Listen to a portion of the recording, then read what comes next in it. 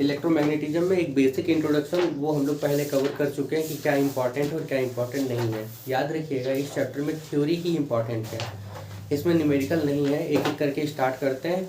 ऐसे देखा जाए तो छोटा चैप्टर है और अगर समझेंगे तो थोड़ा बड़ा हो जाएगा। चलिए स्टार्ट करते हैं। हाँ, एक और चीज़ बता रहे हैं, अगेन इस चैप्टर में कोई चीज़ ऐसा नहीं है जिसको आप बोलोगे आउट ऑफ सिलेबस है, सिलेबस में नहीं है, कुछ नहीं ऐसा है, सब कुछ है।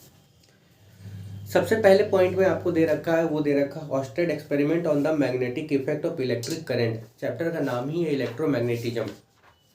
इसको पढ़ें उससे पहले बेसिक चीज़ जान लो, तो इसको हम आगे बताएंगे। देखो क्या होता है, आपके पास में चैप्टर का नाम है electromagnetism. Electro means electric, magnetism means magnet. मतलब ये समझो कि करंट के कारण, due to current, magnetic property वहाँ पे प्रोड्यूस हुई है, मतलब बनी है। मतलब करंट से मैग्नेट यहाँ पे क्या हुआ, बन रहा है, इसीलिए इसको बोल रहे हैं इलेक्ट्रोमैग्नेटिज्म। अच्छा, मैग्नेट के बारे में पहले जान लो। देखो मैग्नेट के बारे में जानते हैं। एक जो बेसिक मैग्नेट होता है, पहले तो ये जानो मैग्नेट का शेप साइज अलग अलग हो सकता है। They are the different shape and size of magnet. जैसे बार मैग्नेट हो गया, निडल मैग्नेट हो गया, यू शेप का मैग्नेट हो गया, हॉर्स शू मैग्नेट हो गया। मतलब लॉट्स ऑफ टाइप का मैग्नेट यहाँ पे मौजूद है। अब हर जो मैग्नेट होगा ना, उसका मैग्नेटिक प्रॉपर्टी अलग अलग होगा। एग्जाम्पल बताते हैं हम, यहाँ पे टाइप की बात कर रहे हैं, ठीक है, समझो।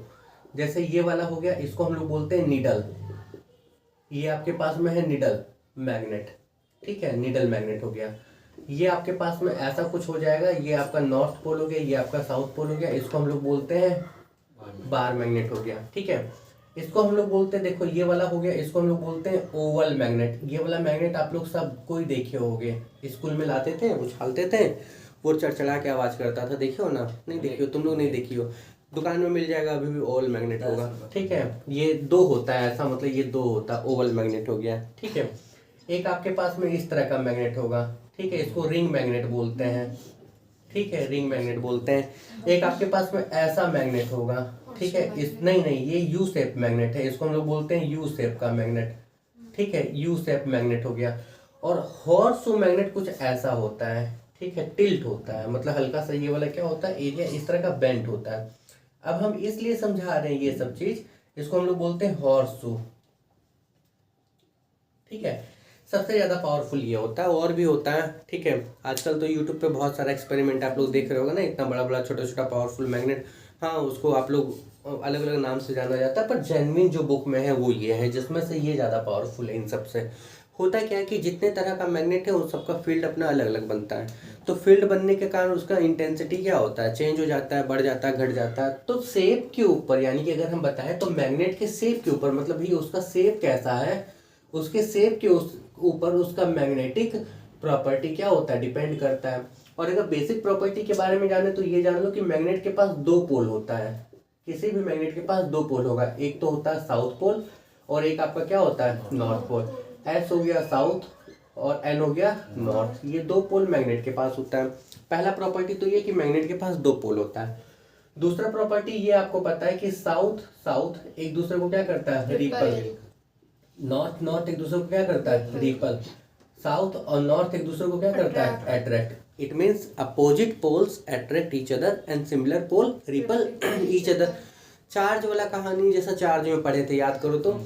अच्छा, मैग्नेट के दो पोल के बीच में, हालांकि एक चीज और इसमें याद रखोगे, जैसे कि वहां पे हम बताए थे कि सिंगल चार्ज एग्जिस्ट कर सकता है, यहाँ पे सिंगल पोल जो है ना वो एग्जिस्ट नहीं करेगा। याद रखना, सिंगल पोल एग्जिस्ट नहीं करता है। कभी बोलोगे कहीं पे साउथ पोल सिर्फ है, ऐसा नहीं है। कहीं पे फिर बोलोगे सिर्फ नॉर्थ पोल है, ऐसा नहीं है। पोल हमेशा रहेगा तो पेयर में रहेगा। अगर साउथ है तो वहाँ नॉर्थ होगा, नॉर्थ है तो वहाँ पे साउथ होगा। यही वजह है कि जब मान लो इसका ये नॉर्थ है, इसका ये साउथ है, जब इसको दो हिस्से में तोड़ देते हो ना, याद रखना, दो हिस्से में तोड़ोगे तो तुमको लगेगा ये नॉर्थ अलग ये साउथ अलग। जी नहीं, ऐसा नहीं। ये नॉर्थ अलग तो यहाँ पे साउथ बनेगा ही बनेगा, हाँ, और ये साउथ अलग तो यहाँ पे नॉर्थ बनेगा ही बनेगा। ये याद रखोगे, जैसे कि ये नॉर्थ हुआ, याद रखिएगा, ये नॉर्थ हुआ, यहाँ साउथ बनेगा, ये साउथ तो यहाँ नॉर्थ बनेगा। मतलब वो अपने एक रेप्लिकेट फॉर्म क्रिएट करेगा ही करेगा। ये समझोगे अपोजिट, लेकिन यहाँ पे हो जाएगा, ठीक है। एक और चीज़ सुनो, जैसे चार्ज चार्ज के बीच में फोर्स लगता था वैसे पोल पोल के बीच में भी फोर्स लगता है, ठीक है, उसी को आप मैग्नेटिक फोर्स बोलते हो। देखो एक एग्जांपल बताते हैं इसी में, जैसे कि आपके पास में चार्ज था तो चार्ज के बीच में लगने वाला फोर्स था, याद होगा, directly proportional Q1 Q2 by क्या आर स्क्वायर। तो यहाँ पे फोर्स हो जाएगा डायरेक्टली प्रोपोर्शनल Q की जगह B1 पकड़ते हैं, B2, B मतलब पोल समझ लो, बाई क्या आर का स्क्वायर। सेम इसी फॉर्मूला पे, इसी फॉर्मूला पे ग्रेविटेशन भी था, याद करो तो यहाँ पे ग्रेविटेशन में क्या था M1 M2 बाई क्या आर का स्क्वायर। ग्रेविटेशनल फोर्स ये आपके पास में electrostatic force, this is magnetic force. यहाँ तक कोई दिक्कत, सारा एक ही जैसा है, ये एक ही जैसा, ये भी उसी जैसा, ये भी उसी जैसा। मतलब अगर पोल बढ़ेगा, देखो पोल बढ़ेगा तो फोर्स बढ़ेगी, पोल यानी कि पोलरिटी का पावर या इंटेंसिटी अगर बढ़ेगा तो फोर्स बढ़ेगी, बीच का डिस्टेंस बढ़ेगा तो फोर्स घटेगी, यहाँ तक कोई दिक्कत नहीं है। एक और इसका प्रॉपर्टी होता है, वो प्रॉपर्टी ये है, किसी भी मैग्नेट को जब फ्रीली हैंग करते हो तो उसका नॉर्थ पोल नॉर्थ वाले डायरेक्शन को, साउथ पोल साउथ वाले डायरेक्शन को बताता है। यहाँ तक कोई दिक्कत नहीं है, बेसिक है। एक और इसी में पांचवा पॉइंट आप ले सकते हो। देखो इस तरह के मैग्नेट को रखने के लिए, इस मैग्नेट को हम लोग बोलते हैं परमानेंट मैग्नेट, इसको हम लोग बोलते हैं परमानेंट मैग्नेट। परमानेंट क्यों है? परमानेंट इस वजह से है कि इसका पोलरिटी आप खत्म नहीं कर सकते हो आसानी से। अगर एक बार नॉर्थ पोल ये बन गया, इट मीन्स ये नॉर्थ पोल बन गया, अगर एक बार ये साउथ पोल बन गया तो ये साउथ पोल बन गया। इसके पोलरिटी को ना आप आसानी से घटा सकते हो ना बढ़ा सकते हो, मीन्स रिमेन्स कांस्टेंट, ठीक है, फिक्स रहता है, इसलिए इसको परमानेंट बोलते हैं। तो एक पॉइंट ये रखोगे कि परमानेंट मैग्नेट को रखने के लिए मैग्नेटिक कीपर्स होते हैं। कीपर्स क्या होता है कि देखो मैग्नेट को जहाँ तहाँ नहीं फेंक सकते हैं, जहाँ तहाँ फेंकने से क्या होगा कि उसका पावर धीरे धीरे कम होने लगता है एक समय के बाद। तो इसको रखने के लिए स्पेशल लकड़ी का बना हुआ शेप आता है, डेट इज मैग्नेटिक कीपर्स। यहाँ तक कोई दिक्कत नहीं है। तो ये था परमानेंट मैग्नेट के बारे में, ठीक है, याद रखोगे। इसी में कुछ मैग्नेट्स ऐसे होते हैं जो परमानेंट नहीं होते, उनको मैग्नेट बनाया जाता है। तो जब किसी भी कंडक्टर में, अभी कंडक्टर समझो, हालांकि उस कंडक्टर का कुछ प्रॉपर्टी होगा तो थोड़ी देर के लिए कंडक्टर समझो। किसी भी कंडक्टर में अगर करंट फ्लो करे और वो मैग्नेट बन जाए, ठीक है, दैट इज इलेक्ट्रोमैग्नेट, याद रखोगे, ठीक है। इसी तरीके से समझो, मान लो कोई वो कंडक्टर ऐसा था, नीडल शेप का था, ठीक है, करंट फ्लो किए, मैग्नेट बन गया, तो इसको आप बोलोगे नीडल इलेक्ट्रोमैग्नेट, नीडल इलेक्ट्रोमैग्नेट। ये परमानेंट था बट ये क्या हो गया, इलेक्ट्रोमैग्नेट हो गया। इसी तरीके से देखो ये वाला, यहाँ पे आप बार मैग्नेट पढ़े ना, यहाँ पे आप बार नहीं, इसका एक स्पेशल नाम ही हो जाता है, सोलेनॉइड बोलते हैं इसको। इस पे देखो, इस पे भी करंट पास करके, तो करंट पास करने के लिए इसमें इस तरह का लपेटन होता है, लपेटन, लपेटन मतलब कॉइल होता है। तो ये आपका हो गया बार इलेक्ट्रोमैग्नेट। देखो बार इलेक्ट्रोमैग्नेट का एक स्पेशल नाम ही हो गया, यहाँ पे इसका नाम रख लिया गया, सोलेनॉइड रख लिया गया, कोई दिक्कत, क्लियर हो। इसी तरीके से आपके पास में हॉर्स शू मैग्नेट भी, करंट अगर पास करेंगे मैग्नेट बनाएंगे, मतलब करंट पास करके अगर मैग्नेट प्रोड्यूस करेंगे, दैट इज इलेक्ट्रोमैग्नेट। तो यहाँ भी डिफरेंट शेप होगा, यहाँ भी डिफरेंट शेप है, अलग अलग शेप का मैग्नेटिक इंटेंसिटी अलग अलग होता है, यहाँ तक कोई दिक्कत है। अब देखो इस तरह के मैग्नेट में, इलेक्ट्रोमैग्नेट में, ये वाला इलेक्ट्रोमैग्नेट है और ये वाला परमानेंट मैग्नेट है, इन दोनों में डिफरेंस क्या होता है पहले ये समझ लो। इन दोनों में सबसे बड़ा डिफरेंस तो ये होता है क्योंकि ये करंट देने पे बन रहा है, करंट का अमाउंट अगर बढ़ेगा तो मैग्नेटिक प्रॉपर्टी क्या होगी, बढ़ेगी। करंट बढ़ेगा तो मैग्नेटिक प्रॉपर्टी क्या होगी, बढ़ेगी। तो इसके मैग्नेटिक प्रॉपर्टी को आप आसानी से बढ़ा सकते हो या घटा सकते हो। पहला पॉइंट ये हो गया, द मैग्नेटिक प्रॉपर्टी और intensity of electromagnet can be easily change, आसानी से चेंज कर सकते हैं, बट इसमें चेंज नहीं। अगर करंट इस तरफ से आ रहा है और ये नॉर्थ है ये साउथ है, करंट इधर से भेजेंगे तो ये नॉर्थ और ये क्या हो जाएगा, साउथ हो जाएगा। इसके पोलरिटी को आसानी से आप चेंज कर सकते हो, इसमें नहीं चेंज कर सकते हैं। इसको आसानी से मैग्नेटाइज डीमैग्नेटाइज कर सकते हो, इसको आसानी से मैग्नेटाइज डीमैग्नेटाइज नहीं कर सकते। तो ये कुछ बेसिक डिफरेंस है जो आपको बाद में दिया हुआ है, हम यहाँ बता दिए, हम बाद में बताएंगे नहीं, कोई दिक्कत नहीं है, क्लियर है। अब आगे बढ़ते हैं, ठीक है। देखो अच्छा एक और चीज, हमारे पूरे चैप्टर में हम लोग पढ़ेंगे इलेक्ट्रोमैग्नेट, याद रखोगे। इलेक्ट्रोमैग्नेट के लिए कौन सी करंट चाहिए, कौन सी करंट चाहिए, डीसी और एसी, डीसी चाहिए, याद करोगे। लास्ट क्लास में हम आपको बताए थे कि आप क्लास 12 जब तक एसी करंट का चैप्टर नहीं आएगा तब तक डीसी करंट से रिलेटेड ही टॉपिक पढ़ोगे। इसके पीछे रीजन भी है, रीजन ये है, एसी डीसी हम आगे बताएंगे, पर फिलहाल तो रीजन ये है कि अल्टरनेटिंग करंट में पोलरिटी तुरंत तुरंत चेंज हो जाता है, क्योंकि अल्टरनेटिंग करंट का डायरेक्शन चेंज होता है, एक बार इधर से एक बार इधर से। अभी समझ लो ऐसे, अगर करंट का डायरेक्शन चेंज हो रहा है तो पोल भी तो चेंज होगा ना। अगर इधर से है नॉर्थ ये साउथ ये, इधर से नॉर्थ ये साउथ है, तुरंत तुरंत नॉर्थ साउथ चेंज होते रहेगा, पता ही नहीं चलेगा कब नॉर्थ बना कब साउथ बना, ये डिमेरिट है। चलिए आगे बढ़ते हैं। तो पहला पॉइंट आपके पास में यहाँ निकल के आ रहा है, Oersted experiment on the magnetic effect of electric current. सबसे पहले ऑस्टेड ने ही ये इफेक्ट दिखाया था या पता किया था। Magnetic effect of electric current का मतलब हुआ कि करंट कौन सा इफेक्ट दे रहा है। देखो करंट यहाँ पे मैग्नेटिक प्रॉपर्टी दे रहा है। इन्होंने क्या किया, यह एक्सपेरिमेंट वगैरह दे रखा है, ठीक है। देखो क्या एक्सपेरिमेंट दे रखा है हम बता देते हैं। देखो ये वायर है, इसको इन्होंने बैटरी से जोड़ लिया इस तरह से, ये आपके पास में स्विच है, ठीक है, ये वायर है और इसके नीचे कंपास रखा है, इसके नीचे कंपास रखा है, यहाँ पे कंपास रखा है, ये कंपास है। कंपास क्या बताता है पता है ना, कंपास डिफ्लेक्शन बताता है ना, कंपास डिफ्लेक्शन बताता है किसका, नॉर्थ और साउथ पोल में डिफ्लेक्शन बताकर। कंपास में नीडल मैग्नेट होता है, वो नॉर्थ और साउथ पोल के हिसाब से डिफ्लेक्शन बताता है।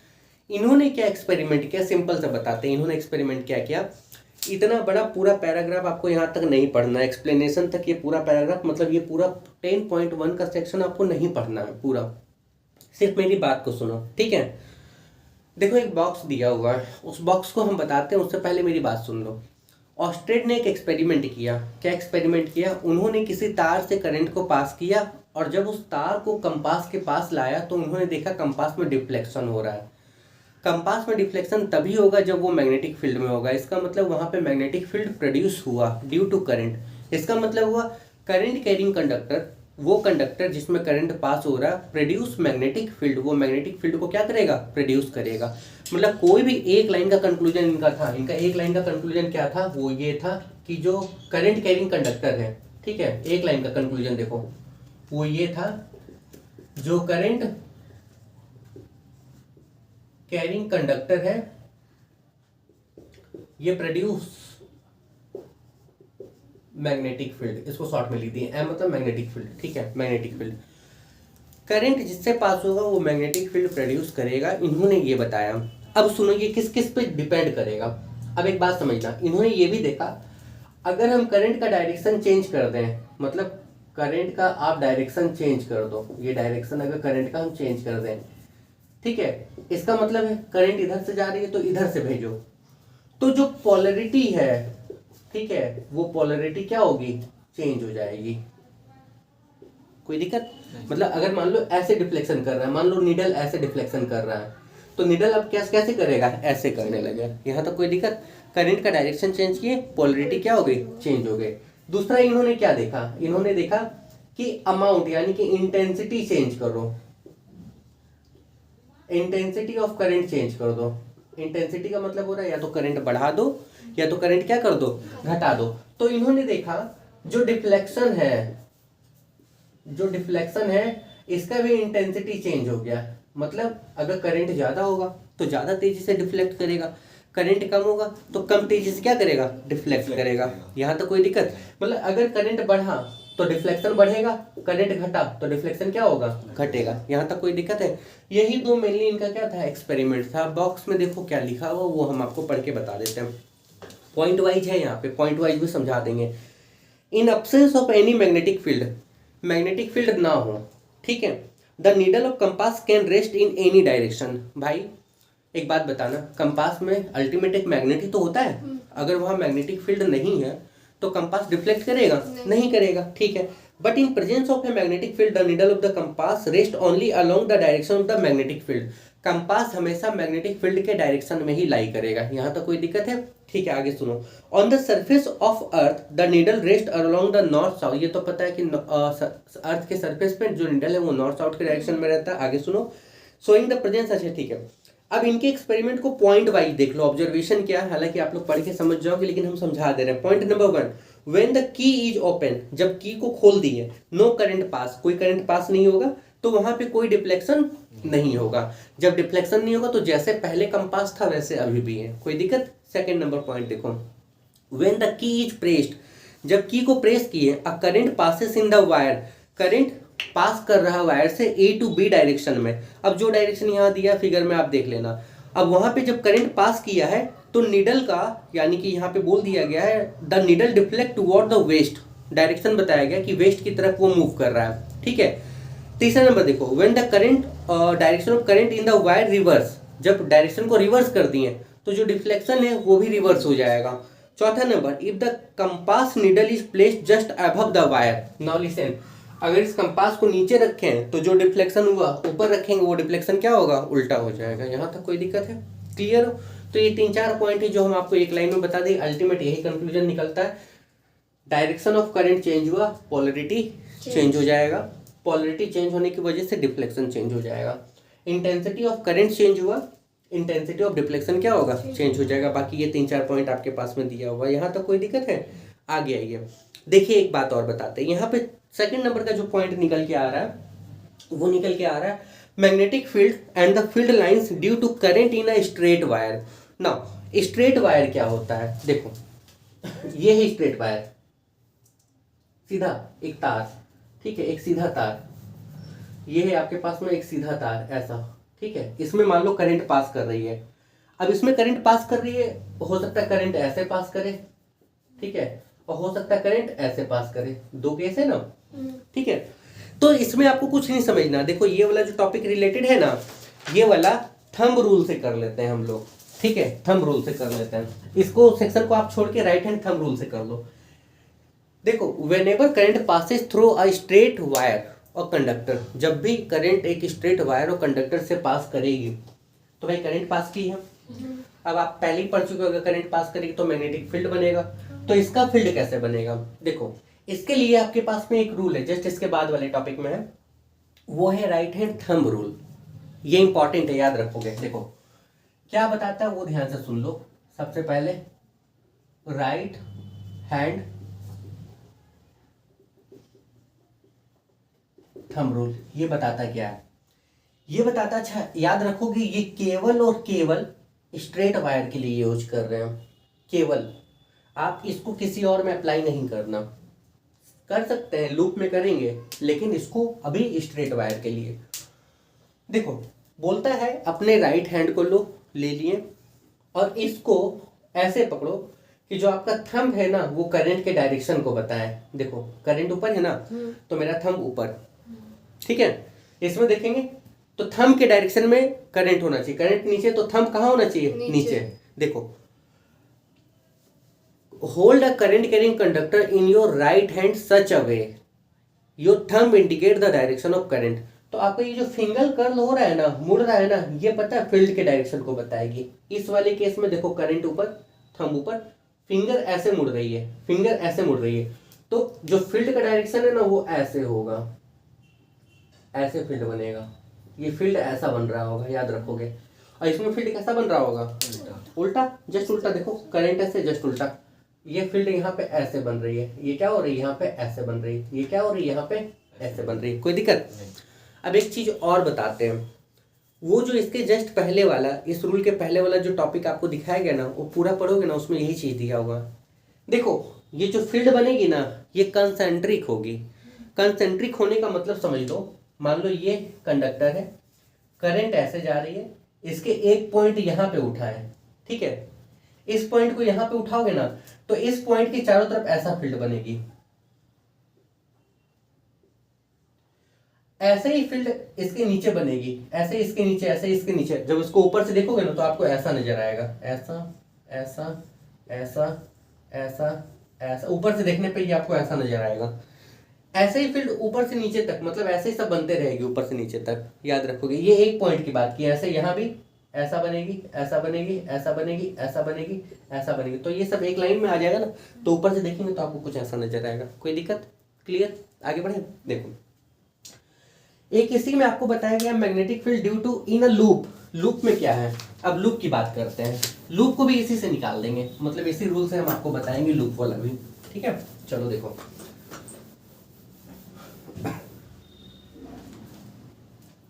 लूप मतलब क्या होता है वो समझो। लूप मतलब होता है, ये लूप है आपके पास में, ठीक। करंट इधर से आ रही है, ऐसे गई, ऐसे गई, ऐसे गई, ऐसे गई, ठीक है, ये लूप है। उल्टा भी हो सकता है ना, करंट इधर से, कोई दिक्कत। एक बात समझना, मान लो ऐसा लूप आपको दिया हुआ है, अब आपको फील्ड बनाना है, तो कैसे बनाएंगे जरा समझो। देखो इसमें करंट ऊपर जा रही है ना, फील करो, करंट ऊपर जा रही है ना, ऐसे, तो फिंगर्स कैसे कर दोगे, ऐसे, ऐसे, मतलब इसमें फील्ड कैसे बन रहा है, ये डायरेक्शन है ना फील्ड का, नहीं समझ में आ रहा, ऐसे देखो, ऐसा ऐसा ना, करंट ऐसे ऐसे, यहाँ पे ऐसे रिवर्स हो गई, ये डायरेक्शन ऐसा, समझ में आ रहा है ना। देखो इस तरफ अलग और इस तरफ अलग, यहाँ पे ऐसे ऐसे आ रही है, देखो यहाँ पे ऐसे आ रही है, मतलब अंदर से आ रही है बाहर की तरफ, अगर हम फील करें ऐसे ऐसे आ रही है, ठीक है, कोई दिक्कत। अरे ये ऐसे ऐसे उंगली देखो, अंदर से निकल रही है ना बाहर की तरफ, कोई दिक्कत। करंट ऐसे है ना, फील्ड ऐसे बन रही है ना, फील करो, करंट ऐसे, फील्ड ऐसे निकल रही है ना, कोई दिक्कत। देखो एक ही तार है, इस तरफ फील्ड ऐसे और इस तरफ फील्ड ऐसे, कोई दिक्कत। ध्यान से सुनो, एक ही वायर है, इधर फील्ड अलग है, इधर फील्ड अलग है, कोई दिक्कत, समझ में आ रहा है, आ रहा है ना समझ में। उस सिंगल वायर में फील्ड एक जैसा था, इसमें इधर अलग और इधर अलग। हम आपको पहले ही बताए थे, शेप चेंज हो जाएगा, फील्ड चेंज हो जाएगी। देखो इसका शेप चेंज हो गया, फील्ड चेंज हो गई, इसमें आपको वही बताया गया, और दिमाग इसमें लगाना नहीं, या आप इसको ऐसे समझ लो, लूप मत समझो थोड़ी देर के लिए, ऐसे समझ लो। इसी को तो ऐसे मोड़ देंगे तो लूप बन जाएगा ना। अच्छा, करंट मान लो ऐसे है, कोई दिक्कत।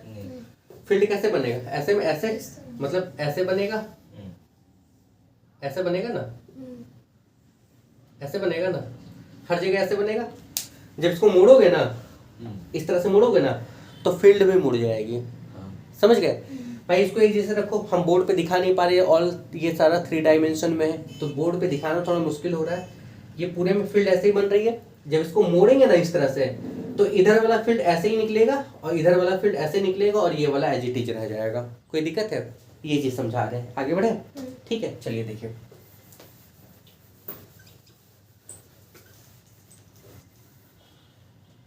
ऑस्टेड ने क्या बताया था, ऑस्टेड ने बताया था कोई कंडक्टर जिसमें करंट पास होगी उसमें मैग्नेटिक प्रॉपर्टीज क्रिएट होगा, याद रखोगे, ठीक है। कैसी करंट पास करना है, डीसी करंट पास करना है, याद रखोगे, एसी नहीं। एसी में पोलरिटी बहुत तेजी से चेंज होता है। इसके जस्ट बाद आपको बताया गया कि अगर स्ट्रेट वायर है तो उसमें फील्ड कैसा होगा, उसके जस्ट बाद सर्कुलर वायर या लूप, तो उसमें फील्ड कैसा होगा। यहाँ तक कोई दिक्कत नहीं है। इसी में 1-2 पॉइंट और दिया हुआ है, ठीक है, वो आप लोग पढ़ लेना, इसमें बहुत ज़्यादा है नहीं। इसके बाद कुछ रूल है, clock rule, anti clock rule, इसको समझ लो पहले, ठीक है, तो ये आपको समझ में आ जाएगा आसानी से। यहाँ से क्वेश्चन बनता है, देखो कुछ रूल है जिसको हम बोलते हैं क्लॉक रूल। ये है क्या, आप ऐसे याद कर लो, CS, C मतलब क्लॉकवाइज, C मतलब क्लॉकवाइज, S मतलब क्या हो गया, साउथ पोल। अगर कहीं भी करंट आपको क्लॉकवाइज मिलेगी तो वो पोल कौन सा होगा, साउथ पोल। करंट क्लॉकवाइज, वो पोल कौन सा होगा, साउथ पोल। अगर करंट एंटी क्लॉकवाइज हो जाए, ठीक है, याद रखोगे इसको, तो आप याद ही रख लो कि अगर करंट एंटी क्लॉकवाइज हो जाए तो वो कौन सा पोल हो जाएगा, नॉर्थ पोल हो जाएगा। आप एक याद रखो ना, दूसरा ऑटोमेटिक उल्टा हो जाएगा, ठीक है। मतलब क्या है, देखो ये इसलिए इंपॉर्टेंट है क्योंकि आपको डायरेक्शन निकालना है एग्जाम में। यहाँ से क्वेश्चन एक बनता है, एग्जाम में क्वेश्चन कैसा बनता है वो हम आपको बता दे रहे हैं, अभी समझना।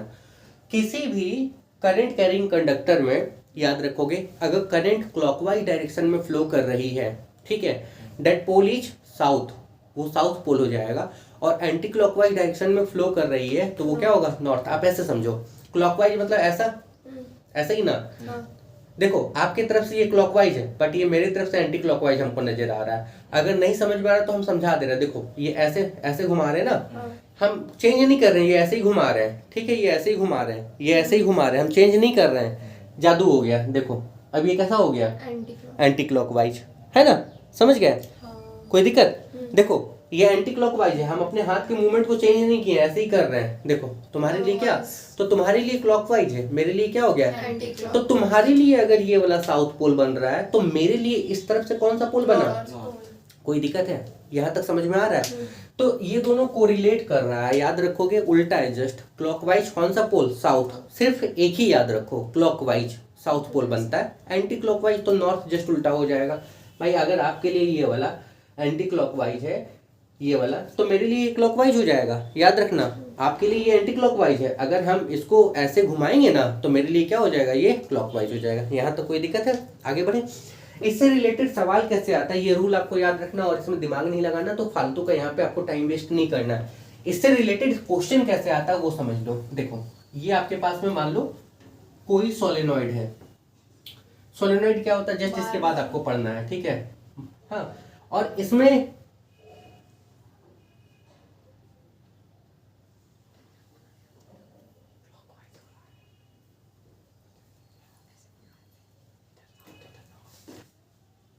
देखो करंट ये वाला ऐसे जा रहा है और हम आपको बताएं इस तरफ कौन सा पोल होगा, ये आपको बताना है।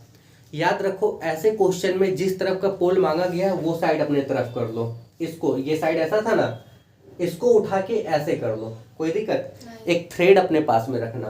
तार कहाँ से, नीचे से, देखो तार नीचे से ऐसे घूम रहा है ना, ऐसे घूम रहा है ना। हाँ देखो करंट के डायरेक्शन को हम ऐसे दिखा रहे हैं, ऐसे ऐसे, कोई दिक्कत। ये उंगली ये उंगली ये उंगली, कोई उंगली दिखाओ, उससे कोई फर्क नहीं पड़ता। तो हम ऐसे दिखा रहे हैं, ऐसे दिखाएं, कोई दिक्कत। आपको इधर पोल चाहिए, इसको अपनी तरफ मोड़ लो। बताओ करंट का डायरेक्शन क्या हुआ, क्लॉक की एंटी क्लॉकवाइज, क्लॉकवाइज, क्लॉकवाइज। ये कौन सा पोल, अगर ये साउथ पोल तो इधर कौन सा पोल हो जाएगा, कोई दिक्कत, क्लियर है। यहाँ तक कोई परेशानी नहीं है, समझ में आ गया ना। यहाँ से रिलेटेड आपको ऐसा ही क्वेश्चन मिलेगा, पोलरिटी निकालना, और ये कई बार पूछा गया है। आगे बढ़े। थंब रूल से क्या क्वेश्चन आएगा, थंब रूल से क्वेश्चन नहीं आएगा, थंब रूल से कोई क्वेश्चन नहीं आएगा। थंब रूल किस लिए था, याद करो। थंब रूल किस लिए था, करंट का डायरेक्शन आपको पता है, आप फील्ड का डायरेक्शन निकाल रहे हो, कोई दिक्कत। देखो थंब रूल क्या था जो आपके पास में था, थंब रूल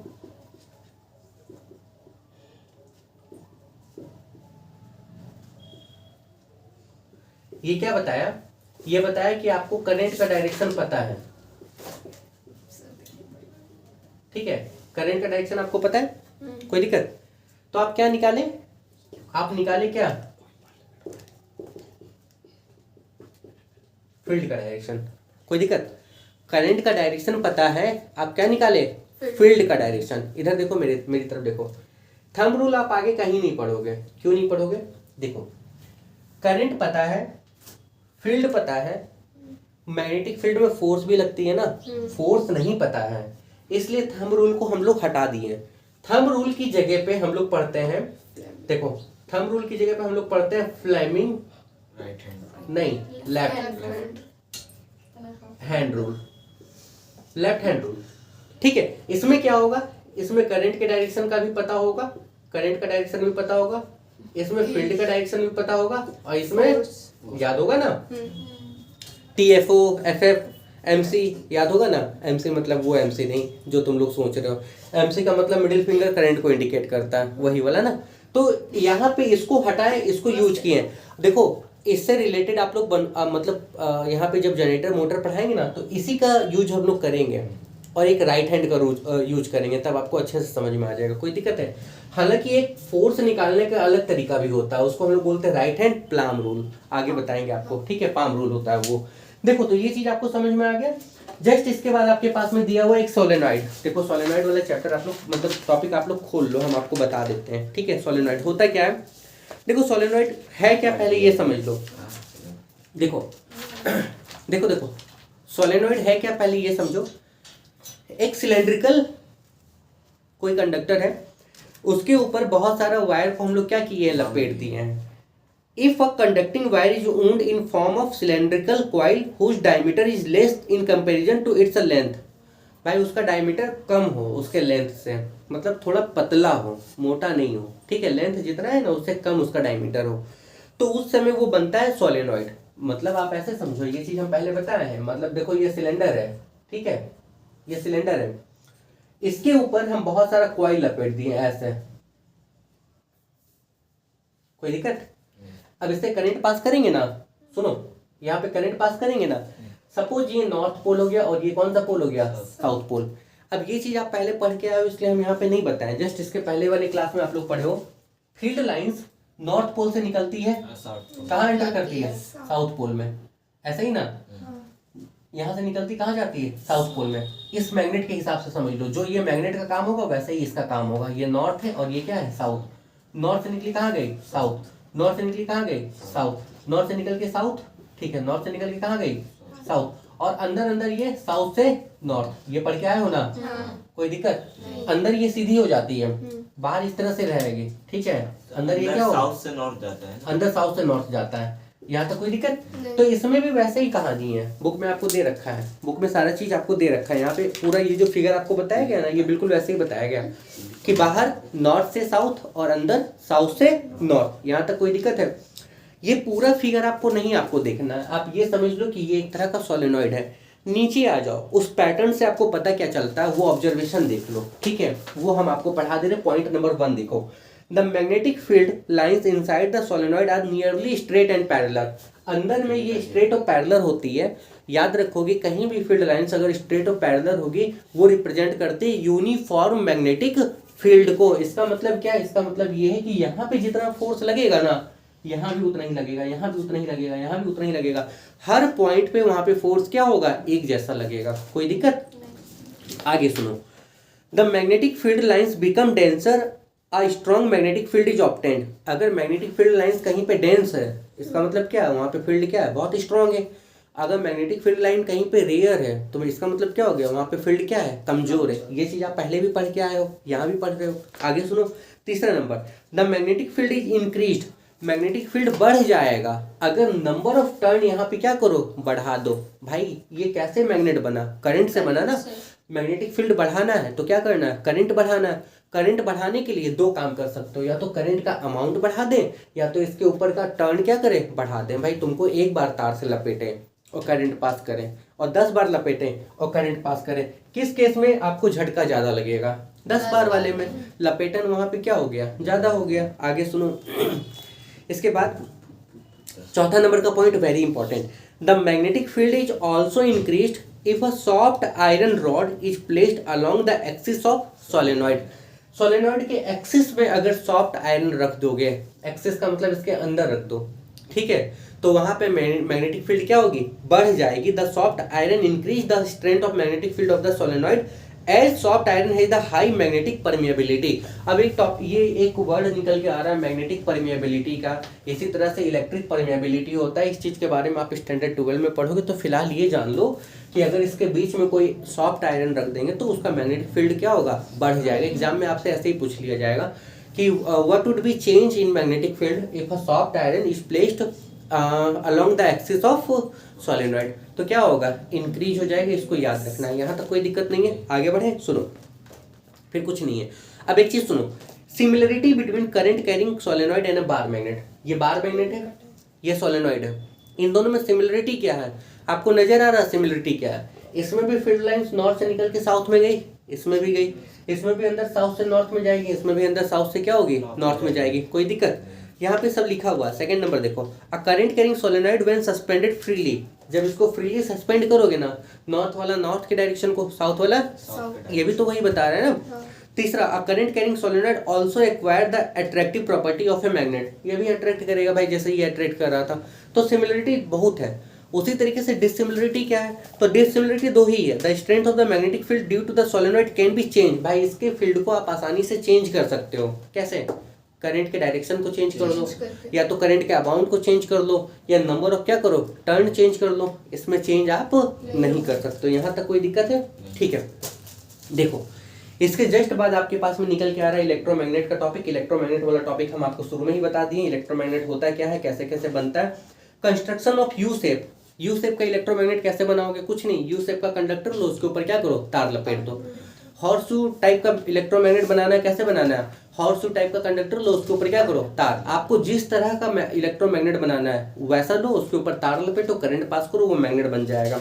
ठीक है, इलेक्ट्रोमैग्नेट परमानेंट मैग्नेट में डिफरेंस है। और एक आपके पास में, अच्छा एक और चीज यहाँ पे दिया गया, advantage of an electromagnet over a permanent magnet. Permanent magnet के कंपेयर में इलेक्ट्रोमैग्नेट का फायदा क्या आपको भी पता है, जब मन करे तब बना लो, जब मन करे तब हटा दो, आसानी से रख सकते हैं, आसानी से उठा पटक कर सकते हैं, कोई दिक्कत। जबकि परमानेंट मैग्नेट के लिए आपको बताएं कि स्पेशल कीपर चाहिए। यहाँ तक कोई दिक्कत है, हमसे कंसल्ट करो, फिर आगे बढ़ते हैं। एक ये घंटी दिया हुआ है, ये घंटी आप लोग खुद से पढ़ के समझ लेना, पिछले 2-3 साल से पढ़ते आ रहे हो, 7 में भी था, 8 में भी था, 9 में भी है, 10 में भी है, तो ये खुद से पढ़ो और समझ लो, ठीक है। अब बताओ यहाँ तक अगर कोई प्रॉब्लम है तो, अदरवाइज हम आगे बढ़ते हैं। देखो घंटी घंटा 1 मिनट में जैसे बना वो बना दिए, इसमें कुछ नहीं पढ़ना है, कॉमन सेंस लगाओ अपना, एकदम दिमाग लगाना, ठीक है, और समझ में आ जाएगा। बाकी उसको वर्ड बाय वर्ड पढ़ोगी ना तो भी समझ में आ जाएगा, थोड़ा लंबा हो जाएगा। सोचो, सुनो, देखो ये एक इलेक्ट्रोमैग्नेट है, ठीक है, करंट पास करेंगे तो ये मैग्नेट बनेगा। गोंग है, ठीक है, गोंग मतलब क्या बोलें, गूंगा बोलो, जो बोलना है।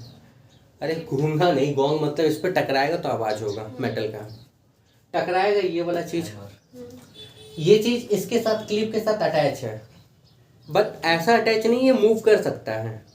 आप ऐसा समझ लो ना कि स्प्रिंग जैसा ये मूव कर सकता है, थोड़ा अटैच है, सिंपल लैंग्वेज में समझा दे रहे हैं, ठीक है। ये वायर का कंस्ट्रक्शन है, उतना दिमाग नहीं लगाना, बस सिंपल समझिए, ठीक है। देखो स्विच दबाएं, ये स्विच है, ये स्विच है, बुक में दिया हुआ ये स्विच है, स्विच दबाएं, करंट पास किया, यहाँ से करंट गया, इससे होते हुए करंट इसमें आएगा, ये करंट है, इससे होते हुए करंट यहाँ पे आएगा, इसमें, इसके थ्रू होते हुए करंट इसमें जाएगा पूरे में, ठीक है। अच्छा, करंट जब इससे पास करेगा तो ये मैग्नेट बनेगा, कोई दिक्कत है? नहीं। इतना समझ में आ रहा है ना? अगर ये मैग्नेट बनेगा, इसके पास अट्रैक्शन रिपल्सन का प्रॉपर्टी आएगा, खींचेगा, ये मेटल का है, ये इसको अपनी तरफ खींचेगा, जैसे ये इसको अपनी तरफ खींचा, ये तो पहले पड़ गया ना, ये इधर टकराएगा नहीं, बच गया। अब ये आप एक ही बार में घंटी दबाते हो कि दबा के रखते हो? एक ही बार दबाते हो, मतलब थोड़ा सा करंट पास हुआ तो थोड़ा करंट पास हुआ, थोड़ी देर के लिए मैग्नेट बना, थोड़ी देर के लिए खींचा, टक से टकरा गया, कोई दिक्कत, टन आवाज हुआ। फिर स्विच तो छोड़ दिए थे, फिर स्विच दबाओगे, फिर इसमें करंट पास होगा, मैग्नेट बनेगा, ये इसको क्या करेगा, खींचेगा, फिर टकराया, और जैसे स्विच बंद हुआ, मैग्नेटिक प्रॉपर्टी खत्म, तो ये वापस अपनी जगह पे चला गया। आसान है, इससे आसान कुछ था ही नहीं इसमें, ये बहुत आसान टॉपिक था। क्लियर? अब देखो, नहीं, अब अगर इसके हिसाब से चलना है, मतलब इसके हिसाब से चलना है तो हम बता देते हैं। इलेक्ट्रिक बेल में क्या है, बुक पढ़ लो, ठीक है।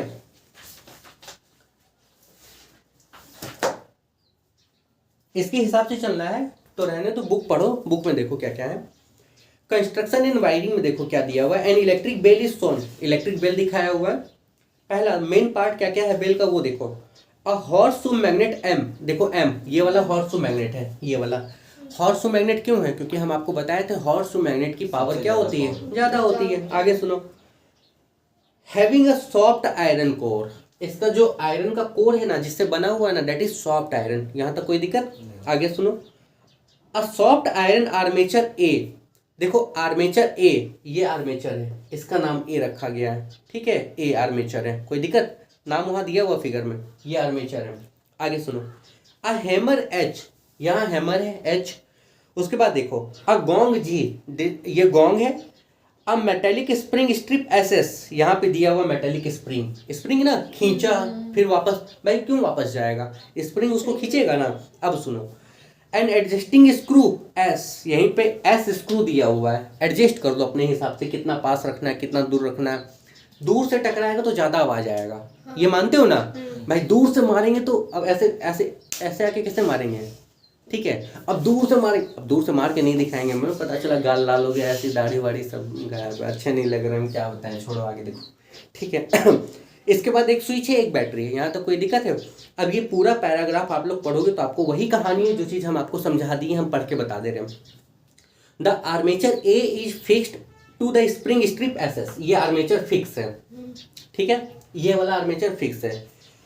देखो, the hammer H is attached at the upper end of the armature, hammer यहाँ पे अटैच है, ठीक है। आगे सुनो, उसके बाद बोला गया व्हेन द स्विच के इज नॉट प्रेस्ड, जब के को प्रेस नहीं करेंगे, ये स्विच यहाँ पे दिया हुआ है, ठीक है, the strip S S makes contact with the adjusting screw S dash, यहाँ पे एस डैश है तो ये इसके साथ कॉन्टेक्ट में है, जैसे इसको प्रेस करेंगे करंट इससे पास होगा, करंट पास होगा तो ये मैग्नेट बनेगा, मैग्नेटिक प्रॉपर्टी के कारण इसको खींचेगा, वहां से डिटैच हो गया, ये उसको खींचा, ये उससे टकरा गया, आवाज हुआ, क्योंकि स्विच प्रेस करके बंद कर दिए थे, करंट क्या हुआ, बंद हो गया, वापस वो अपने प्रीवियस पोजीशन में चला गया। तो यहाँ से लेके यहाँ तक टोटल चीज वही है, यहाँ तक कोई दिक्कत है।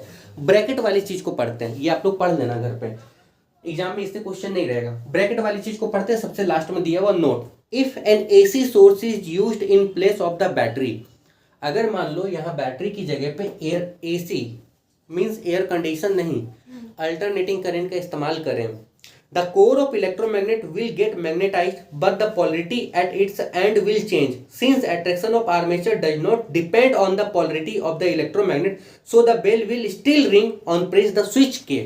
इसका क्या मतलब है, सुनो।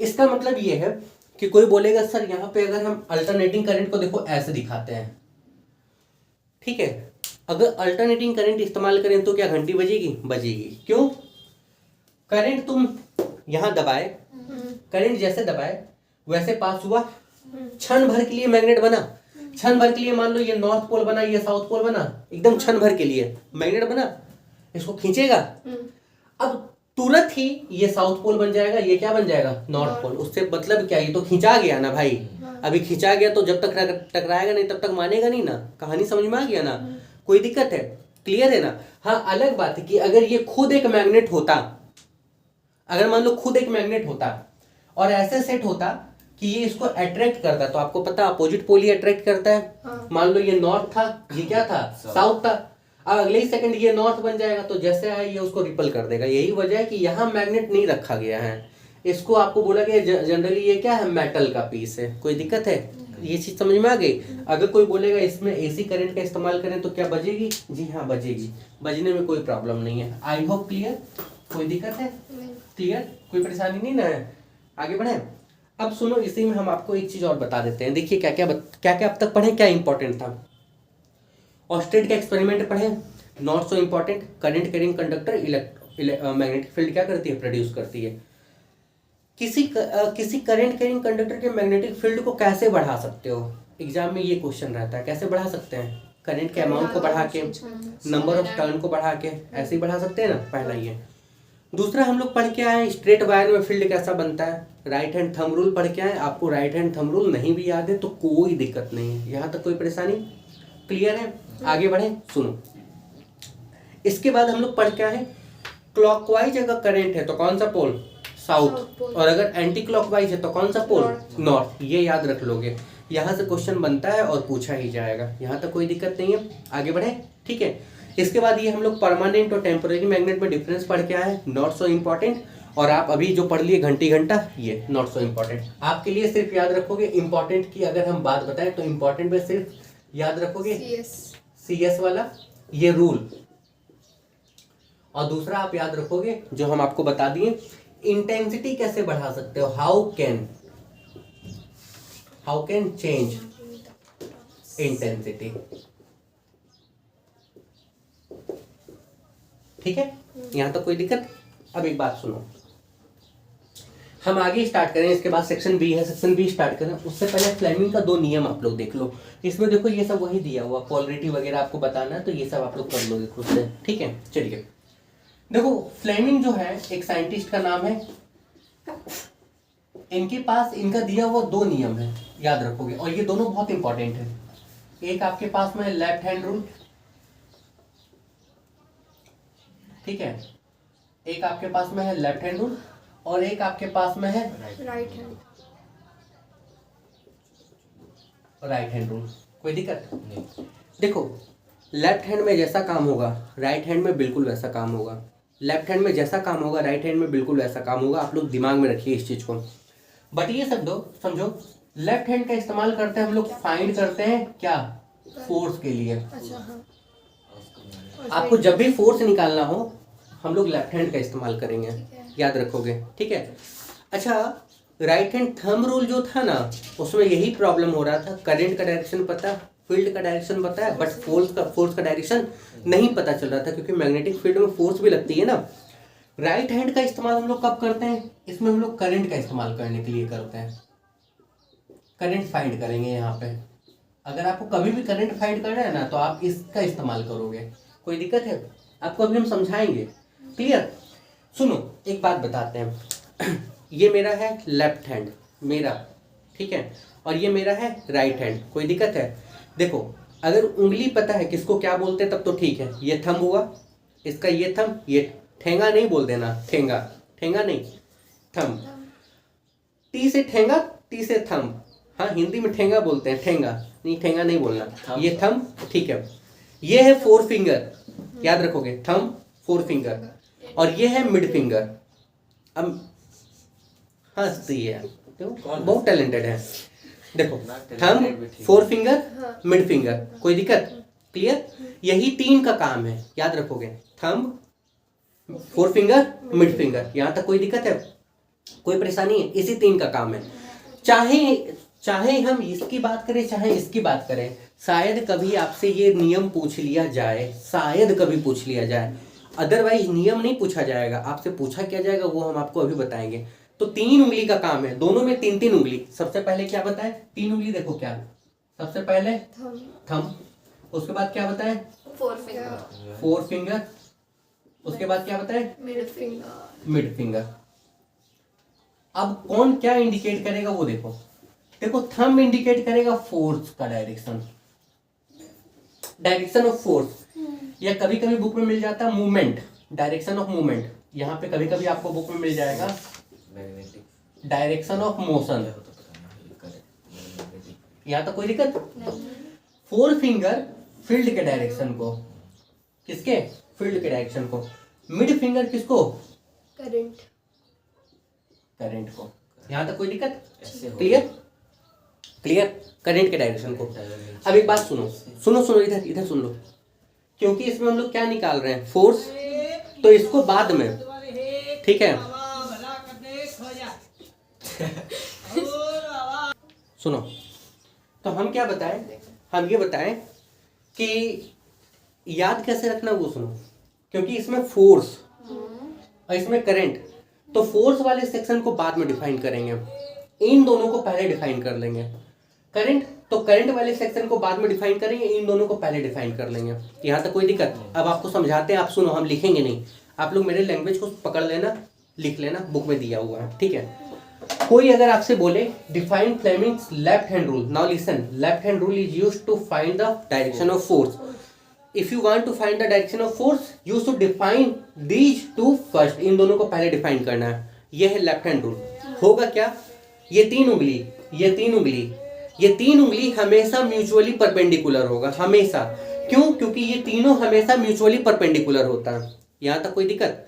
भाई आप बोलोगे ना सर करंट का डायरेक्शन, फील्ड का डायरेक्शन, फोर्स का डायरेक्शन, ये हमेशा म्यूचुअली परपेंडिकुलर ही निकलता है। तो हम डिफाइन कैसे करेंगे? देखो डिफाइन कैसे करेंगे लेफ्ट हैंड रूल को।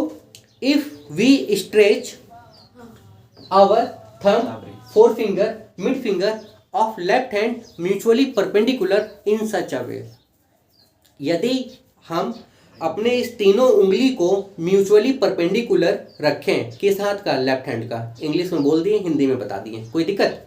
ठीक है। देखो ये चाहिए ना आपको, फोर्स चाहिए ना, हाँ। In such a way, if we stretch our thumb, four finger, mid finger of left hand in such a way that four finger indicate the direction of field, mid finger indicate the direction of current, then thumb indicate the direction of force। कोई दिक्कत? समझ में आ गया? अब इसमें क्योंकि current निकालना है तो करंट वाला यानी कि मिड फिंगर को बाद में डिफाइन कर लेंगे। Same statement, if we stretch mid finger, four finger, thumb of right hand in such a way, ठीक है, मतलब mutually perpendicular in such a way that thumb indicate the direction of force, four finger indicate the direction of field, then mid finger indicate the direction of current। कोई दिक्कत? कैसे लिखना है समझ में आ गया ना? कोई दिक्कत? समझ में आया ना कैसे लिखना है? आपको रटना नहीं है, आपको समझना है, क्योंकि इसमें फोर्स निकाल रहे हो तो ये वाला चीज आप क्या करोगे? बाद में डिफाइन करोगे, इन दोनों को पहले डिफाइन कर लो। इसमें करंट, तो ये वाला चीज क्या करोगे? बाद में डिफाइन करोगे। यहाँ तक कोई दिक्कत? क्लियर? अब इसका ट्रिक देख लो। देखो इसका ट्रिक देखो, भूल जाओ, अगर भूल गए कौन सा फिंगर क्या बता रहा है तो देखो मिड फिंगर यानी कि एमसी मतलब करंट, एमसी एक याद रहेगा, ठीक है। दूसरा सुन लो, दूसरा ये याद कर लो, टीएफओ, टी मतलब यूएफओ होता है ना, अनएरियल व्हीकल मीन क्या होता है? यूएफओ मतलब वो एलियन वाला होता है ना। यूएफओ का फुल फॉर्म क्या होता है? भूल रहे हैं हम, भूल रहे हैं, याद नहीं आ रहा है। अन अनमेंड फ्लाइंग ऑब्जेक्ट होता है, कुछ ऐसा ही होता है। यू एफ मतलब फ्लाइंग, वो मतलब ऑब्जेक्ट होता है। यू मतलब क्या होता है? शायद अनमैंड या कुछ ऐसे ही होता है। छोड़ो गोली मारो। तो टीएफओ, यूएफओ नहीं, टीएफओ। टी मतलब थंब, एफओ मतलब फोर्स। अब ये वाला तो बच गया, तो वो रह गया। यहाँ तक कोई दिक्कत है? क्लियर है? Left hand rule, right hand rule हो गया। आगे बढ़े। अब सुनो मेरी कहानी, सवाल कैसे पूछा जाता है वो ध्यान से सुन लो, इसको रहने दिए हैं, आगे बढ़ेंगे हम लोग बाद में, पहले इसको समझ लो। देखो देखो, ये नॉर्थ पोल है, ये साउथ पोल है। यहाँ तक कोई दिक्कत? देखो इसमें एक आर्मेचर ऐसा रखे हैं, आर्मेचर थोड़ी देर के लिए समझना, ठीक है। इसमें करंट जा रही है इस डायरेक्शन में, ऐसे जा रही है, करंट ऐसे आ रही है, ठीक है। कोई दिक्कत? आपको बोला गया है ये वाला हिस्सा ऐसे रखा हुआ है, ऐसे आप ऐसे समझो, ये दीवार है नॉर्थ पोल, ये दीवार है साउथ पोल, इस तरफ दिखिएगा, ठीक है। ये बहुत इंपॉर्टेंट है, तब तो जनरेटर मोटर समझ में आएगा, नहीं तो नहीं समझ में आएगा। जनरेटर मोटर बहुत आसान है, दिक्कत होती है बच्चों को समझाने में, ठीक है, और समझने में, तो इसलिए इसको बहुत ध्यान से देखना। ये दीवार मान लो नॉर्थ पोल है और ये मान लो साउथ पोल है। एक ही मैग्नेट का ये दो टुकड़ा है, अलग अलग नहीं है, याद रखना। ये एक ही मैग्नेट का, ये पीछे से घूम के पता है ऐसे मिल जाएगा जाके, एक ही मैग्नेट का ये दो हिस्सा है। क्लियर? ठीक है, आगे बताएंगे जब पढ़ाएंगे। तो ये नॉर्थ पोल है, ये साउथ पोल है। इसके बीच में आर्मेचर ऐसे रखा हुआ है, ऐसे ऐसे मतलब ये ऐसे रखा हुआ है, ऐसे पूरा सीट है। बुक दो, कोई एक किताब दो, ये तो ना मोटा वाला दो है नहीं, हमको किताब चाहिए समझाने के लिए। देखो ये आर्मेचर ऐसे रखा हुआ है, कोई दिक्कत? अब हम आपसे बोल रहे हैं फोर्स ये किधर ऐसे घूमेगी या ऐसे घूमेगी, इस तरफ फोर्स कहाँ लगेगा, नीचे की ऊपर, ये आपसे मांगा गया है। कोई दिक्कत? क्या मांगा गया है? क्या मांगा गया है? फोर्स मांगा गया है। फोर्स निकालने के लिए कौन सा? Left hand rule. कोई दिक्कत? एक बात बताना, फील्ड हमेशा कौन से पोल से कौन से पोल की तरफ आती है? नॉर्थ से साउथ। मतलब फील्ड का डायरेक्शन ये है, ये देखो फील्ड है, ठीक है। करंट अंदर जा रही है, करंट अंदर जा रही है, ये है आई। आई मतलब क्या? करंट। इतना समझ में आया? देखो करंट ऐसे जा रही है, फील्ड ऐसे है। अब एक बात सुनो, आपको फोर्स निकालना है ना, देखो फोर्स निकालने के लिए लेफ्ट हैंड में आपको पता है करंट ऑफ फील्ड, पता है ना। फील्ड कौन बताएगा? फोर फिंगर कौन सा है? ये वाला। और मिड फिंगर क्या बताएगी? करंट। कोई दिक्कत? ध्यान से देखो, करंट अंदर जा रही है, ये करंट बता रहा था ना, ऐसे रखें, लेफ्ट हैंड है मेरा, ये करंट अंदर, देखो ये करंट अंदर, ठीक है। करंट ये अंदर है, ये ऊपर नहीं है, अंदर है। किताब रख के दिखाएं आपको, अंदर है। क्लियर? कोई दिक्कत? बोर्ड पे आपको ऊपर लग रहा है, ऊपर नहीं है, अंदर है। नॉर्थ पोल साउथ पोल, ये करंट ऐसे आ रही है, तो मिड फिंगर मेरा करंट, फील्ड इधर है, और ये वाला फील्ड बताता है। फील्ड कहाँ? इधर है। हमको फील्ड कहाँ चाहिए? इस तरफ चाहिए। इसको घुमा दे ऐसे, घुमा दे ऐसे, फील करो, फील्ड ऐसे, ये फील्ड बता रही है ना, फील्ड ऐसे, करंट अंदर, फोर्स कहाँ लग रहा है? थंब कहाँ? कहाँ? नीचे। यानी कि ये वाला हिस्सा कहाँ मूव करेगा? नीचे। अगर किताब दो, ध्यान से सुनो, अगर ये वाला हिस्सा नीचे मूव करेगा तो ये वाला हिस्सा कहाँ मूव करेगा? ऊपर। कोई दिक्कत? सेम ऊपर। यहाँ तक कोई परेशानी? ऐसे भी करंट बाहर आ रही, करंट का डायरेक्शन चेंज हुआ, फोर्स चेंज हो जाएगी। समझ में आया? ये ऐसे मूव कर रहा है, यहाँ तक कोई दिक्कत? क्लियर?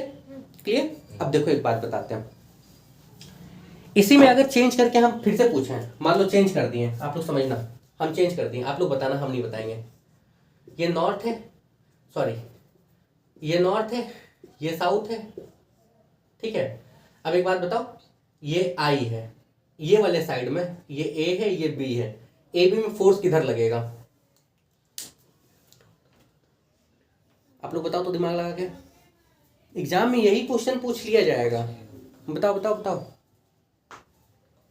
तो ये नीचे लगेगा, ये ऊपर लगेगा। सुनो, नॉर्थ क्या साउथ क्या, फील्ड ऐसा बना, करंट कहाँ है? अंदर। ये करंट है, ये फील्ड है। लेफ्ट हैंड चाहिए ना, लेफ्ट हैंड चाहिए। थंब फोर्स बताएगा ना, अंगूठा को गोली मारो। फील्ड ये वाला बता रहा था फील्ड, और ये वाला बता रहा था करंट। देखो ये वाला फील्ड बता रहा था और ये वाला करंट, करंट अंदर, फील्ड इधर, और थंब कहाँ, ऊपर। यानी कि कहाँ फोर्स लग रहा है, ऊपर। कोई दिक्कत नहीं। क्लियर, ठीक है, आगे बढ़े। एकदम। अच्छा एक बात बताना, ध्यान से सुनना, इसमें फोर्स कहाँ लगा था, नीचे। इसमें फोर्स कहाँ लगा था, ऐसे फोर्स लगा था। इसमें फोर्स कहाँ लगा है, ऊपर। ये फोर्स क्या लगा, ऊपर। यही फोर्स निकालने का एक और तरीका होता है, वो होता है right hand palm rule.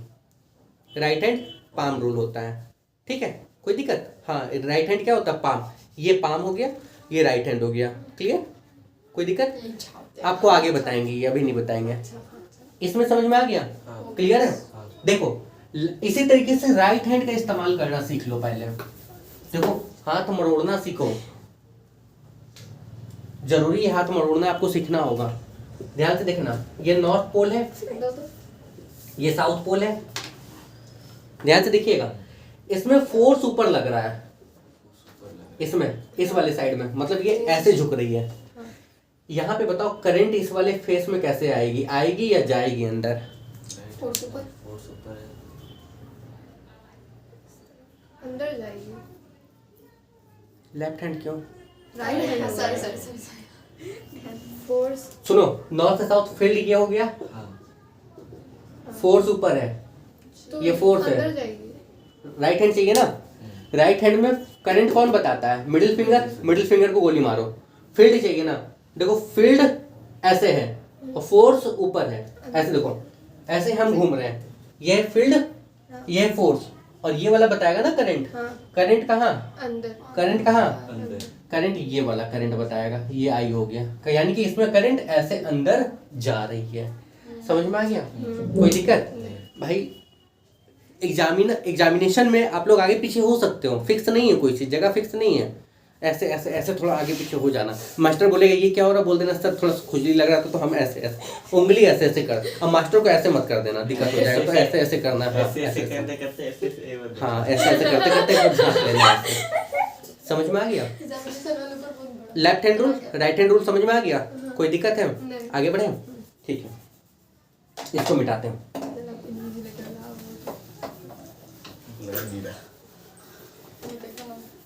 Definition कैसे लिखना है, सुनो, डेफिनेशन कैसे लिखना है पता चला, ठीक है।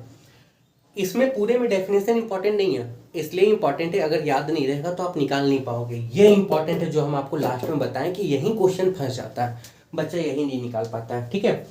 अब देखो यहाँ पे हम आपको सिंपल सिंपल बताते हैं, सिंपल, बहुत लंबा नहीं करेंगे इसको, ठीक है। सबसे पहले यहाँ पे दिया हुआ है force on A current carrying conductor in a magnetic field, ठीक है, ध्यान से सुन लो। सबसे पहले यहाँ पे बताया गया है force on A current carrying conductor in a magnetic field. देखो किसी मैग्नेटिक फील्ड में जब करंट कैरिंग कंडक्टर को रखेंगे, देखो करंट कैरिंग कंडक्टर खुद एक मैग्नेट है, जब उसको दूसरे मैग्नेटिक फील्ड में रखोगे तो उसके ऊपर क्या लगेगा, फोर्स लगेगा। वो फोर्स कितनी होती है उसका फॉर्मूला यहाँ पे दिया हुआ है, ये फॉर्मूला आप याद रख सकते हो, हालांकि इससे रिलेटेड आपको न्यूमेरिकल नहीं पूछा जाएगा, ये फॉर्मूला याद रख लो केवल, ठीक है। नहीं मिला ये वाला सेकंड सेक्शन में, यही तो है, ये वाला कहाँ गया, ये 10B खोल के रखा है। 10C हो गई। 10C क्यों खोले, भाई 10C खोल के नहीं रखा। ये वाला, ये 10B की बात कर रहे हैं हम। देखो वहां पे बता रहे वो जो फॉर्मूला दिया हुआ है ना, F इक्वल टू IBL। देखो I मतलब हो गया करंट, नाउ लिसन, I मतलब करंट। देखो सबसे पहले समझ लो, मैग्नीट्यूड ऑफ फोर्स, उस पे लगने वाला फोर्स किस चीज पे डिपेंड करेगा, सबसे पहले करंट के डायरेक्टली प्रोपोर्शनल होगा कि नहीं होगा, करंट बढ़ेगा तो फोर्स बढ़ेगा ना। दूसरा, the force F is directly proportional to strength of magnetic field, जिस फील्ड में रखा हुआ है उस फील्ड की जो स्ट्रेंथ है अगर वो बढ़ेगा तो डेफिनेटली उसके ऊपर फोर्स ज्यादा लगेगा ना। तीसरा, the force F is directly proportional to the length of the wire, भाई जिस वायर से उसको लपेटे हो उसके लेंथ के ऊपर भी तो डिपेंड करेगा ना, यानी कि F डायरेक्टली प्रोपोर्शनल IBL, यहाँ कांस्टेंट K निकल के आएगा, F इक्वल टू KIBL, और उसका वैल्यू लगभग 1 होता है, ऐसा यूनिट में यहाँ पे बोला गया, ठीक है। Depends on the choice of the unit, यानी कि फॉर्मूला यहाँ पे फोर्स का निकल के आ गया F equal to IBL, not so important, हम सिर्फ आपको ऐसे ही ये बता दे रहे हैं, यहाँ से क्वेश्चन नहीं पूछा जाता है, ये आपके सिलेबस के हिसाब से, मतलब अगर देखा जाए तो क्लास में नहीं है, इसको आप आगे क्लास में पढ़ोगे, तो ये सिर्फ फॉर्मूला याद कर लो, कोई दिक्कत। हाँ लेकिन यहाँ पे बी का यूनिट आप याद रखोगे, बी यानी कि यहाँ पे जो मैग्नेटिक फील्ड दिया हुआ है उसका यूनिट आप याद रख लोगे, दैट इज न्यूटन पर एम्पियर पर मीटर। इसी का एक दूसरा नाम आपके पास में दिया हुआ है वेबर पर मीटर स्क्वायर, और एक और नाम दिया हुआ Tesla. Now listen, Tesla is very important, याद रखोगे टेस्ला। ये जो बी है ना, दैट इज मैग्नेटिक फील्ड, इसका ऐसा यूनिट आपके पास में दिया हुआ है, पहला न्यूटन पर एम्पियर पर मीटर, दूसरा नाम यहाँ पे दिया हुआ टेस्ला कैपिटल टी, और इसी को बोलते हैं वेबर पर मीटर स्क्वायर। ये 3 यूनिट है, इसका एग्जाम में कोई भी यूनिट आपसे पूछा जा सकता है एमसीक्यू में, याद रखोगे ये इंपॉर्टेंट है, और इसमें इंपॉर्टेंट नहीं था 1 नंबर में। यहाँ तक कोई दिक्कत नहीं है, क्लियर, आगे बढ़े।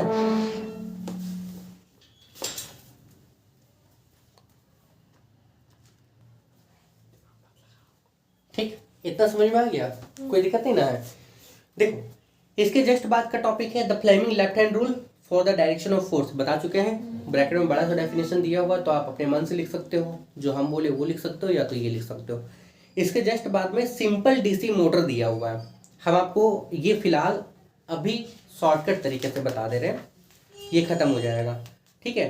इसके बाद देखो जस्ट पलटो, इसके बाद में यहाँ पे दिया हुआ ये वाले पेज से क्वेश्चन पूछा जाता है, ways of increasing the speed of rotation of coil, किस तरीके से आप स्पीड बढ़ा सकते हो, मोटर बहुत तेज घूमे क्या क्या कर सकते हो, वो पॉइंट यहाँ पे दिया हुआ है, ठीक है। By increasing the strength of current, current बढ़ाएंगे तो मोटर तेज घूमेगा।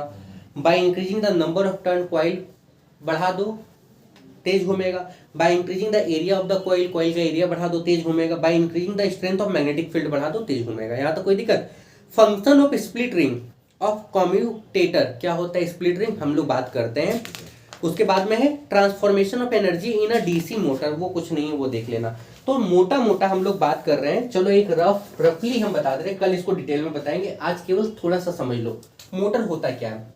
एक मोटर में क्या क्या होता है वो देखो, ये मोटर है, ये मोटर के अंदर 2 मैग्नेट है, एक आपके पास में है नॉर्थ और एक आपके पास में है साउथ। मोटर के अंदर एक कॉइल घूमता है, ये है आपके पास में कॉइल, ये है ए, ये है बी, ये है सी, ये है डी, ये कॉइल है, ठीक है। इस कॉइल का अटैच यहाँ पे 2 स्प्लिट रिंग से होके रखा है। स्प्लिट मतलब होता टूटा हुआ नहीं, याद रखोगे, स्प्लिट मतलब हुआ टूटा हुआ नहीं। ये कार्बन का ब्रश है, इसके साथ अटैच नहीं, ये ब्रश है, याद रखोगे ये ब्रश है।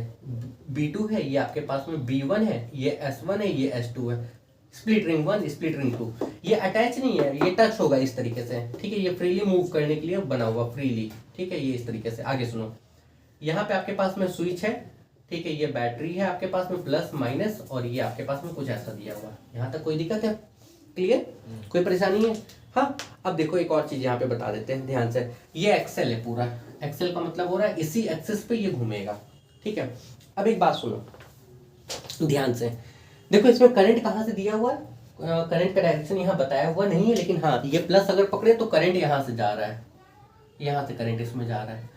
मोटर होता है क्या है, मोटर एक ऐसा डिवाइस है जिसमें करंट देते हैं तो मोटर घूमता है, करंट देने पर ही तो घूमेगा ना। बैटरी से घुमाए हो छोटा वाला मोटर, तुम लोग घुमाई हो छोटा वाला मोटर। घर पे भी जो मोटर चलता है कब चलता है, जब करंट दिए तभी तो चलता है ना। मोटर इलेक्ट्रिकल एनर्जी को कौन सा एनर्जी में कन्वर्ट करता है, मैकेनिकल एनर्जी में। ये समझ में आ रहा है। मोटर के अंदर होता क्या है, 2 मैग्नेट है। यहाँ तक कोई दिक्कत। एक बात बताना, नॉर्थ की साउथ की फील्ड तो ऐसा बना, कोई दिक्कत। करंट यहां से गया, करंट ऐसे जा रहा है, देखो करंट ऐसे जा रहा है, करंट अंदर गया आई। आपको बताना है ये कॉइल किधर घूमेगा, इधर घूमेगा कि इधर घूमेगा, फोर्स का डायरेक्शन बताना है। Left hand rule, left hand rule के लिए देखो ध्यान से सुनना, ये फील्ड है, ये करंट है, ये कहाँ घूमेगा, नीचे। फील्ड करंट कहाँ घूमेगा, नीचे। अच्छा एक बात सुनो, ये वाला हिस्सा नीचे आया, ये वाला हिस्सा कहाँ गया, ऊपर। यहाँ तक कोई दिक्कत है, बुक दो। देखो ये ऐसा था, अंदर ऐसा है, नॉर्थ पोल साउथ पोल, ये ऐसा है, ये ऐसे घूमा, कोई दिक्कत, ऐसे घूमेगा। ये जो इसके साथ अटैच है ना आधा आधा, ये भी घूमेगा इसके साथ, ये फ्री है यहाँ से घूमने के लिए, फ्री है यहाँ से घूमने के लिए। ये जो आधा आधा अटैच है ना, ये भी इसके साथ घूमेगा, आधा यहाँ और आधा यहाँ अटैच है, ऐसे समझो, आधा यहाँ अटैच है, ये भी घूमेगा। जब ये घूम के ऐसे आएगा, फील करना, तो ये वाला गैप घूम गया ना ऐसे, ये दोनों चीज गैप में आ गया।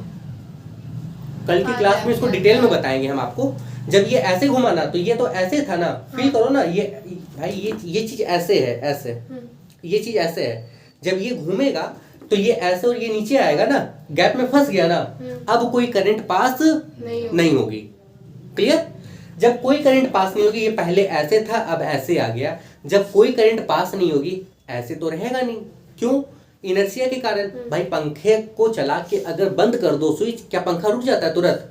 घूमता रहता है ना थोड़ी देर तक, तो ये ऐसे नहीं रहेगा, ये वापस ऐसे आ जाएगा। यहाँ तक कोई दिक्कत? क्लियर?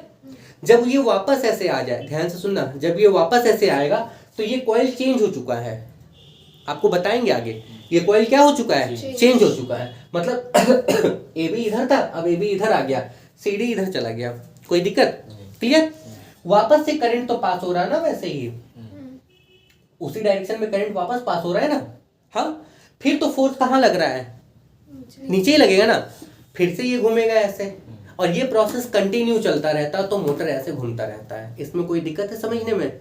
एक छोटा सा चीज था समझने के लिए, उसी को बहुत बड़ा लेंदी किया गया है। आपको इतना लेंदी पूछा नहीं जाता एग्जाम में कभी भी, और ना आपसे पूछा जाता है इसका वर्किंग फंक्शन बताओ। एग्जाम में इंपॉर्टेंट क्या है? हाँ जी, वही कॉइल है। एग्जाम में इंपॉर्टेंट क्या है? एग्जाम में इंपॉर्टेंट ये आपसे पूछा जाता है, देखो स्प्लिट रिंग का फंक्शन बता दो, ब्रश का फंक्शन बता दो, ये आर्मेचर है इसका फंक्शन बता दो। इसके बारे में हम लोग डिटेल डिस्कस कर लेंगे अगली क्लास में। मेरे ख्याल से कुछ बेसिक समझ में आ गया ना? कोई दिक्कत है? क्लियर है? भाई एक बात बताओ, ये साइड ऐसा था, इसमें नीचे लगा, ये ऊपर उठा, आप ऐसे समझ लो, ये समझ लो ये स्प्लिट रिंग है, ऐसे ऐसे समझ लो ये स्प्लिट रिंग है, इसको ऐसे ले लो, ये स्प्लिट रिंग है, ठीक है। ये नीचे था, ये ऊपर गया, बीच में गैप फंसा, करंट नहीं फ्लो होगी, इनर्शिया के कारण वापस रोटेट हो जाएगा, इधर का साइड इधर आ गया, इधर वाला इधर आ गया, करंट फिर से तो गया ना, फिर से फील्ड ऐसे, करंट अंदर तो फोर्स नीचे लगेगा, अगेन ये ऐसे घूम जाएगा। यहाँ तक कोई दिक्कत? ये सिलसिला चलता रहेगा कब तक? जब तक आप स्विच बंद नहीं कर दो। यहाँ तक कोई दिक्कत है? इस वाले सेक्शन से क्वेश्चन नहीं पूछा जाता है, अगर पूछा जाएगा तो स्प्लिट रिंग का फंक्शन बता दो, ब्रश का फंक्शन बता दो। आई होप क्लियर है। इसको line to line, point to point में बता देंगे हम अगली क्लास में, ठीक है। मोटर समझा दिए, लेकिन मोटर इसके अलावा फिर से एक बार डिटेल में समझा देंगे। यहाँ तक कोई दिक्कत नहीं है? ठीक है, आज इतना ही रहने दो, कोई दिक्कत होगा तो फिर पूछ लेना वो पढ़ के।